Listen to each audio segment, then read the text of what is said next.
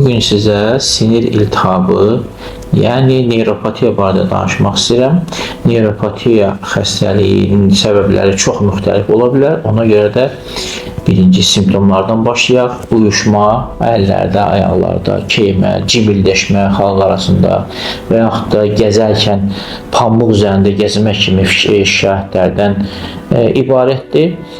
Çox müxtəlif ola bilər şikayətlər, xəstədən xəstəyə fərqlidir.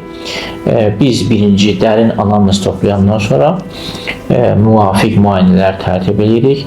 Demək, şəkərli diabetdən, vitamin B12 azlığından, madələn validəsinin azalmasından, hətta xərçəng xəstəliyinə kimi gəlib o səbəb kimi bu bir sıra səbəblərdən ola törənə bilər. Bunun üçün geniş müayinə aparılır. Ən əsası isə elektrodiagnostika, elektroneyromiyoqrafiya vasitəsilə biz şəkildə gördüyümüz kimi biləcək burada miyelin qişa, sinirin örtüyü zədələnib və yaxud da sinirin daxilindəki liflərin sayı azalıb. Təkcə bir yox, bir neçə sinirlərin cəlb olunması ilə müşahidə olunan nevroloji xəstəliklər qrupundandır. Burada nevroloji müayinənin də əhəmiyyəti böyükdür. Səbəbdən asılı olaraq biz müalicə təyin edirik. Etiotrop müalicə edirlər buna və xəstələrə biz belə yardım etmiş oluruq.